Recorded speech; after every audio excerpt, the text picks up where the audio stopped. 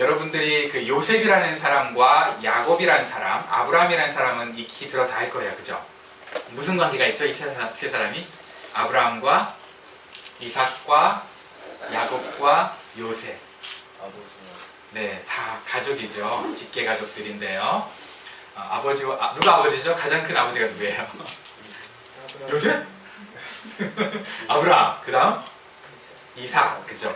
그리고 야곱. 그리고 야곱이 12아들이 있어요. 12아들이 있어서 이제 그 12아들 중에 막내에서 두 번째, 그러니까 11번째가 요셉이죠.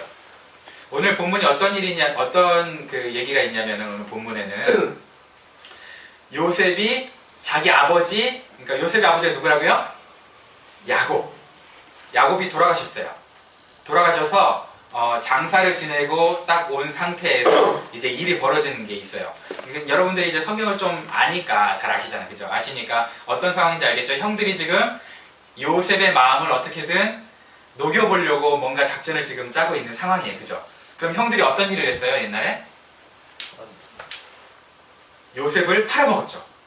그죠? 요셉을 팔아먹었어요. 그러니까 이제 아버지가 돌아가셨어요. 아버지가 돌아가셨으니까 그동안은 아버지가 계셨으니까 아버지가 뭘 해줬을까요? 방패막이 해주잖아요. 아무래도 형제들이 싸우는데 아빠가 딱 와서 니네 맞을래? 이러면 그냥 넘어가는 거잖아요.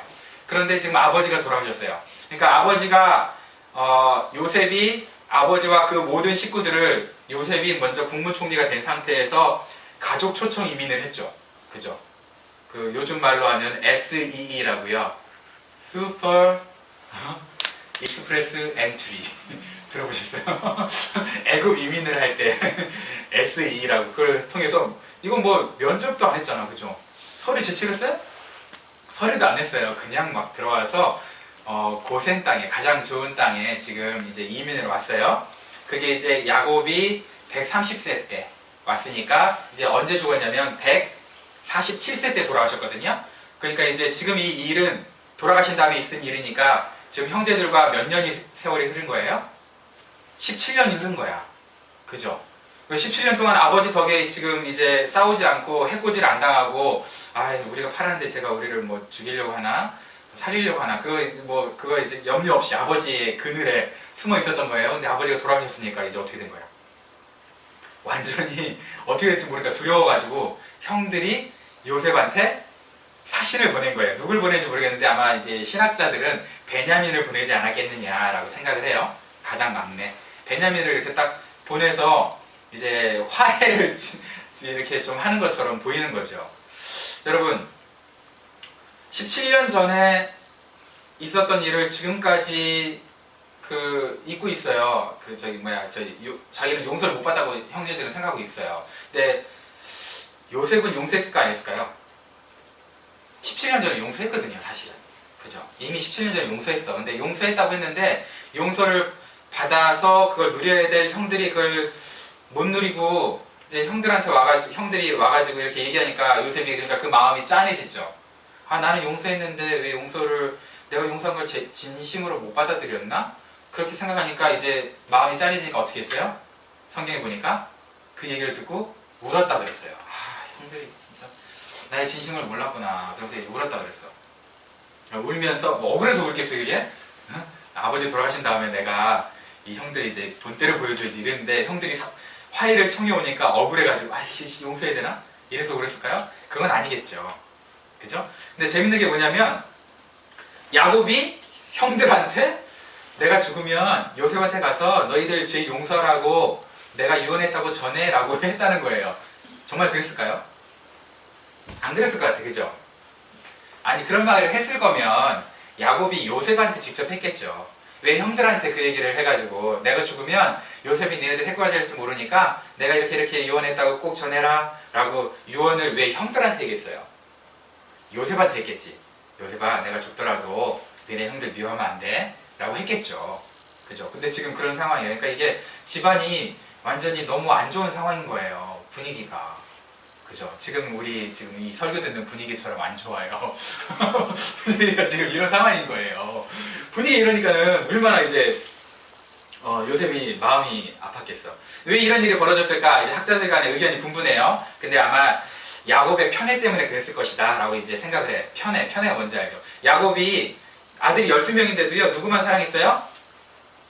요셉만 사랑했어요. 베냐민도 별로였어요. 그죠? 그러니까 둘째 아내, 두 번째 아내 라헬, 레아 말고요. 라헬의 첫 번째 아들이 이제 요셉이잖아요. 그러니까 그 장자 개념을 갖고 있는 거야. 세상에. 장자는 원래 누구야? 르우벤인데. 그죠? 그렇게 생각하고 있으니까 편애를 그렇게 했으니 나머지 11아들, 뭐 10아들이라고 봐야 되겠죠. 베냐민까지는 포함하면 안 되니까. 10아들이 요셉을 얼마나 미워했겠어요. 편애하니까는. 그죠? 그래서 저걸 죽이자, 없애자 그랬던 거죠. 계속. 그래서 이 요셉과 형들의 근본적인 문제는 아버지 야곱이 잘못한 거 아니냐라고 생각하는 견해가 사실 지배적이에요. 여러분 생각은 어떠세요? 여러분 편애를 받아보셨어요? 아니면 편애를 해보신 적 있어요? 우리 한국 사람들 괜히 귀여운 딸이나 아들이 있으면 가가지고 쓸데없는 얘기 물어보잖아요. 너 아빠가 좋아? 엄마가 좋아? 그죠? 그거 왜 물어보는지 모르겠어. 우리 애들한테 물어보면요, 우리 애들은 지혜롭게 대답을 할 거예요. 둘 다 좋아요. 왜냐면 둘을 나눌 수가 없기 때문에. 우리는 엄마 아빠를 나눌 수가 없어요. 이렇게 얘기할 거 맞지? 우리는 어렸을 때부터 그렇게 교육을 시켰어요. 엄마 아빠는 나눌 수 없는 존재 절대. 그래서 엄마가 좋아, 아빠 좋아 물어보진 않았어요. 그리고 누가 저한테 하은이가 좋아요, 하민이가 좋아요 물어볼 수가 없어. 물어봐봐야 저는 둘 다 좋아요고 정말 둘 다 좋으니까 나눌 수가 없는 거죠. 그죠? 부모와 자녀들이 그렇게 어떻게 그걸 나누겠어요. 근데 어쨌든 우리가 뭘 하다 보면 편애를 하게 되잖아요. 아무래도 편애를 하다 보면 그 편애 때문에 지금 이런 어려운 문제가 생길 수 있다는 거예요. 야곱이 얼마나 편애가 심했냐면요, 레아가 살아있어요. 라헬이 죽었어요. 그랬더니 다른 사람들한테 뭐라 그러는 줄 알아요? 나의 아내가 죽었을 때 죽기 전에 두 아들을 낳았는데, 아니 자기 그러면 10아들은 뭐야? 그리고 지금 멀쩡히 살아있는 레아는 뭐야? 그죠? 머릿속에 아주 그냥 첫째 부인하고요, 그 10명의, 물론 이제 첫째 부인이 10명의 아들을 다 낳은 건 아니라는 거 아시죠? 첩들이 있었어요. 어쨌든 그 10명의 아들들은요, 뭐 아들도 아니야, 식구도 아니야. 야곱이 그렇게 살았어요, 세상에. 그러니 이제 그 모든 그 트라우마나 이런 것들이 지금 요셉한테 이제 가는 거죠. 그래서 형들이 뭐라고 물어보냐면요, 요셉한테 얘기할 때도요, 우리 아버지가 이렇게 유언했어요 얘기 안 해. 뭐라 그랬어요? 성경까지 읽었을 때 기억나요? 당신의 아버지라고 해요. 세상에. 보통 우리 아버지라고 하잖아요. 그죠? 근데 당신의 아버지래.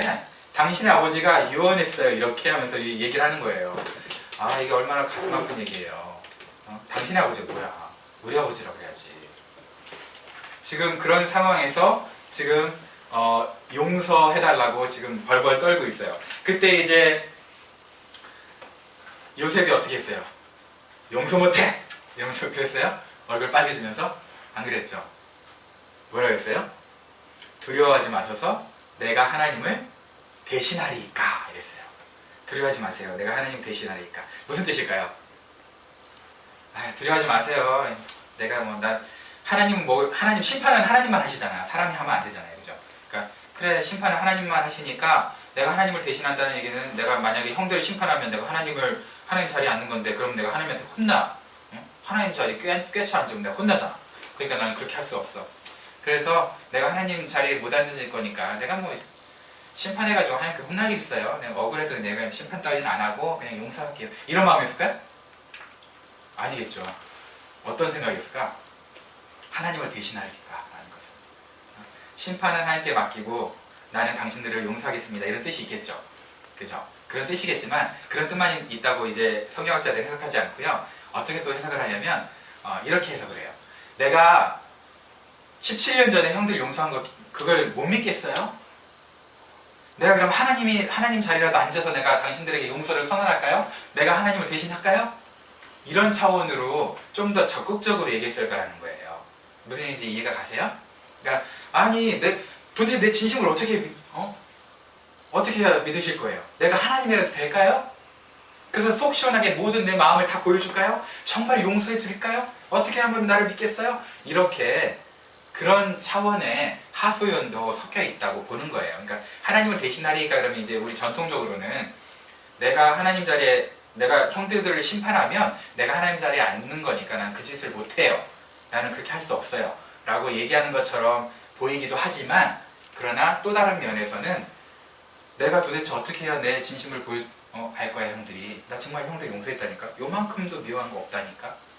라는 것을 표현하려고 내가 하나님이라도 돼서 내가 내 심장이라도 까 보여줘? 이렇게 해석했다는 해석이 있어요. 여러분 어떤 해석을 받아들인지 간에 요셉은 100% 용서한 게 맞아요. 이 말, 요셉이 하는 말 보면은요 정말 그래요. 뭐라 그랬어요? 두려워하지 마세요. 내가 하나님 대신할 거예요? 못해요. 그리고 내 마음 다 보여줄게요. 그걸로 당신들이 나에게 악을 행했다 할지라도 하나님 그걸 선으로 바꾸셨어요? 그래서 내가 당신들과 당신의 자녀들을 기를 거예요. 영원히 기를 거예요. 라고 이제 얘기하고 있어요. 그러니까 정말 용서했다는 거를 우리가 알 수 있겠죠? 어떻게 요셉이 이렇게 용서하셨을까? 생각해 보자는 거죠. 창세기 오늘 마지막 이제 장, 저희가 이제 말씀을 창세기를 쭉 배우면서 중요한 것만 딱딱딱딱 핵심적인 것 배워왔거든요. 오늘 이제 창세기 마지막으로 다루는 거예요. 그렇게 핵심적으로 다룰 때는. 근데 그 마지막에 용서 사건이 있어요. 여러분은 하나님으로부터 진정한 용서를 내가 받았다라고 생각하세요? 그게 느껴지세요? 하나님 나 정말 지은 죄 많은데요. 엄청 용서받은 거 너무 감사해요. 그게 느껴지세요? 혹은 여러분들은 정말 그렇게 용서를 해보셨어요? 다른 형제 자매들은? 용서해보셨어요? 우리가 하나님으로부터 용서를 느끼는 것도 어렵지만 우리 형제 자매들을 용서하는 것도 굉장히 어려운 것 같아요. 그렇죠? 진짜 용서하는 게 어렵거든요. 쉬운 게 아니에요. 근데 성경은 자꾸 용서하라 그러잖아. 오늘 주제도 뭐겠어요? 내가 하나님을 대신하리니까 우리 용서하자 이런 뜻이거든요. 용서가 왜 어려울까? 왜 어려우세요? 우리 용서하려고 그럴 때 가장 어려운 건 제 경험에는 그래요. 상대방이 용서받을 자격이 안 돼 있어. 그쵸? 상대방이 용서받을 자격이 안 돼 있거든. 그러니까 용서를 못하는 거지. 근데 제가 그렇게 생각을 해봤어요. 이거 용서받을 자격이 돼서 용서를 해주는 거는요, 내가 용서를 해주는 게 아니야. 이 사람은 자격이 되니까 용서를 대가로 받은 거지. 그죠? 무슨 얘기인지 아시겠어요? 상대방이 용서받을 자격이 돼 있어서 내가 용서해주는 거는요, 내가 용서해준 게 아니에요. 착각하지 마세요. 그거는 그 사람이 용서받을 자격이 돼 있으니까 대가로 받은 거야. 그거는 용서가 아니라는 거예요. 성경에서는. 용서가 굉장히 어려워요.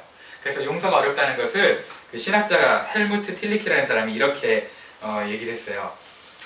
제가 읽어드릴게요. 좋아. 상대가 잘못을 알고 용서를 빌기만 하면 내가 다 용서하고 이쯤에서 싸움을 끝낼 거야. 이렇게 다짐한다는 거예요. 우리는 용서를 이제 상호 교환하는 것으로 만들기 쉬운데 뭐라고 얘기하느냐? 저쪽에서 먼저 시작하면 내가 손을 내밀어 줄 수 있어. 그러면서 상대방이 눈짓으로 조금이라도 내가 미안한 감정을 표현하는 게 안 보이는지, 상대방이 먼저 그런 눈짓이 보이는지 캐치하려고 내 눈처럼 상대방의 얼굴에서 나를 향한 미안한 감정을 읽어내려고 노력을 한다는 거예요. 근데 그게 안 보이니까 우리가 어떻게 해요? 용서 못하죠. 그죠? 상대방이 그런 거 보이면 용서 못하는 거예요. 그러면서 이제 우리는 이렇게 핑계댄다는 거예요. 나는 용서할 준비가 언제든 돼 있어. 문제는 저 사람이 용서받을 준비가 안 돼 있기 때문이야. 라고 얘기한다는 거예요. 저와 여러분의 모습 같지 않으세요? 최근에 있는 그 신학자 중에 저자 중에 헨리 나우엔이라고 있어요. 그분이 어떻게 얘기했냐면 우리는 말로 종종 용서합니다 라고 하면서 그 말을 하는 순간조차도 마음에는 여전히 분노와 원한이 남아 있습니다. 여전히 내가 옳았다는 말을 듣고 싶고 아직도 사과에 대한 해명을 듣고 싶고 혹 내가 용서했다 할지라도 내가 먼저 너그러이 용서한 데에 대한 칭찬이라도 내가 받아야 나는 용서를 할 수 있습니다. 라고 얘기했어요. 무슨 얘기인지 아시겠죠?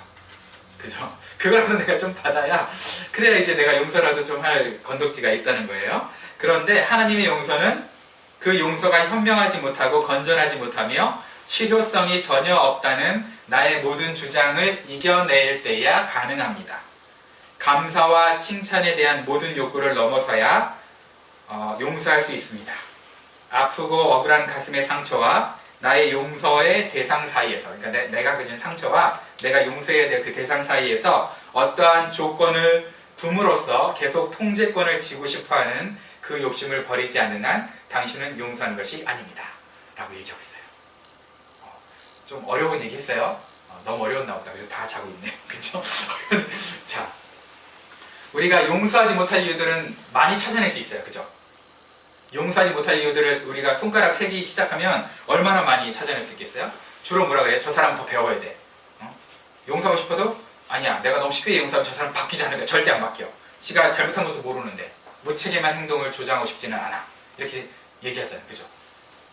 아니구나. 여러분들 용서를 쉽게 하는군요.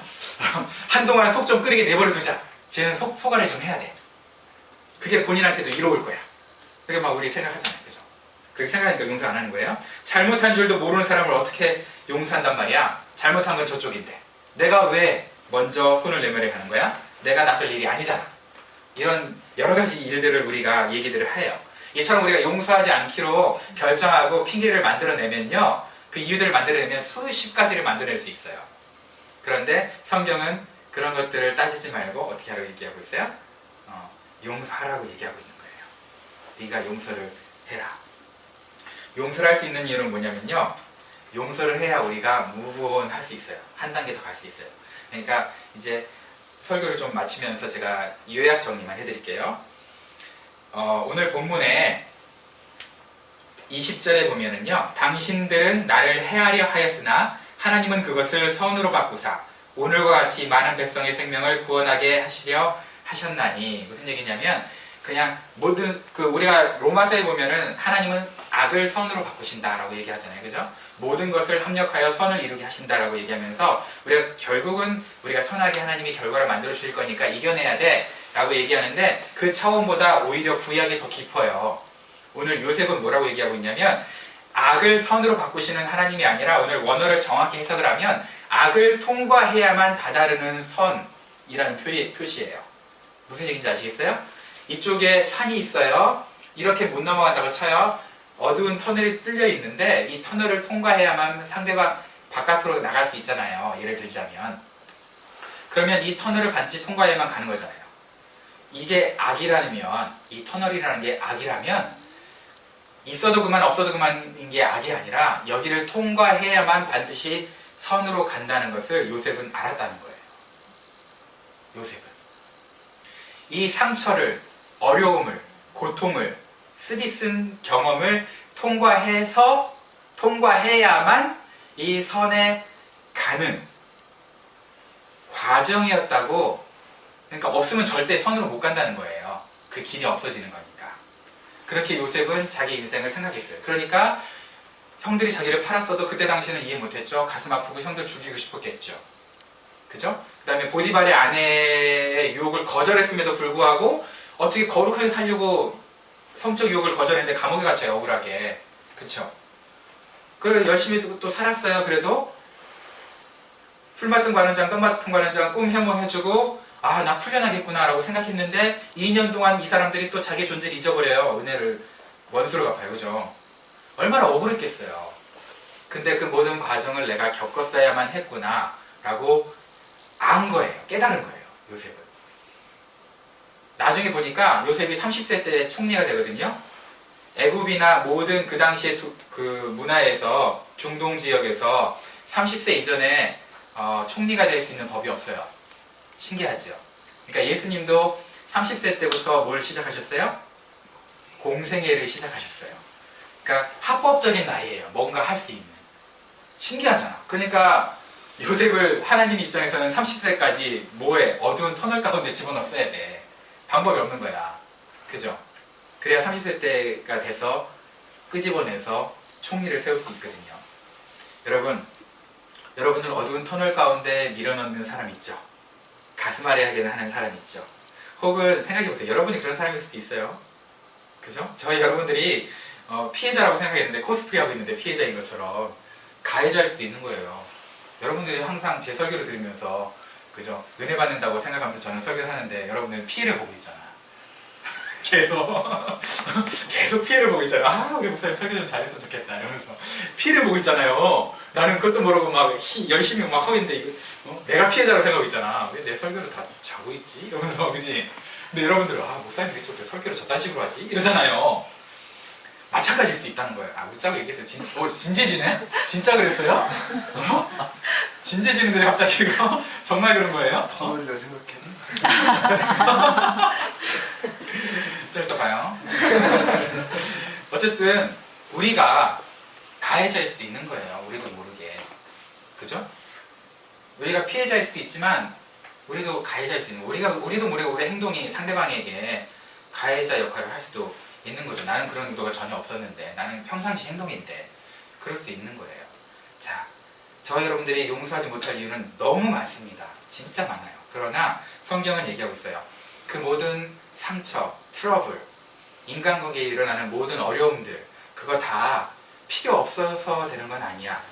근데 너는 용서하렴. 물론 용서한다는 게 그 사람을 묵인하라는 거 아니에요. 내 마음 가운데 사랑하고 기도하고 포기하지 말란 얘기지. 그 사람이 계속 다른 사람 막 해코지하고 돌아다니고 술 먹으면서 꼬장 피우고 막 가족들 때리고 이러는데 그걸 용서한답시고 그냥 어우 잘하세요 이러라는 게 아니잖아요. 용서는 그게 아니에요. 나중에 또 용서의 깊은 의미에 대해서 다시 얘기할게요. 여기서 말하는 용서는 내 마음 가운데 상대방에게 보복하지 않는 거예요. 복수하지 않는 거예요. 미워하지 않는 거예요. 그게 용서예요. 그게 용서. 저와 여러분이 이런 요셉과 같은 용서를 경험하라고 그 앞에 우리 눈앞에 어려운 문제가 있는 거예요. 그걸 이겨내시면 좋을 것 같아요. 사랑으로, 용서로. 그러면 요셉처럼 저와 여러분들이 하나님의 나라를, 내가 하나님을 대신하리이까, 하나님은 은혜의 하나님입니다, 하나님은 사랑의 하나님입니다 라고 우리가 그 사람에게 얘기해 줄 수 있잖아. 그죠? 그럼 그분이 변화될 거 아니에요. 강압적으로 혼낸다고 지적했다고 변화되는 사람 보셨어요? 변화 안 되더라고. 물론 우리는 사랑을 받는다고 변화되는 것도 아닌 것 같아. 사랑 많이 받았다고 사람들이 변화돼요? 그것도 아닌 것 같아. 사랑의 개념이 다르겠지만 여기서는, 그죠? 지적한다고 변화되지 않고 사랑한다고 변화되지도 않아요. 뭘로 변화되느냐? 하나님이 변화시켜요. 하나님이 변화시킬 그날까지 우리는 하나님을 보여주는 거, 우리 삶을 통해서. 그런 저와 여러분들의 삶이 됐으면 좋겠습니다. 다 같이 기도하겠습니다.